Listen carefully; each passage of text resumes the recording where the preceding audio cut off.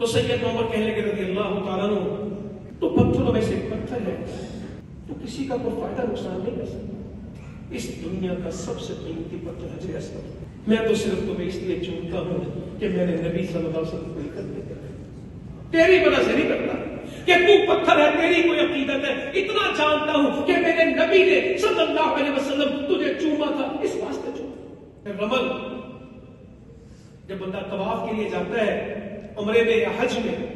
تو پہلے 3 چکروں کے بارے میں نبی صلی اللہ علیہ وسلم کا حکم ہے کہ مرد اپنا کندھا ننگا کرے گا بایاں اور دوڑے گا،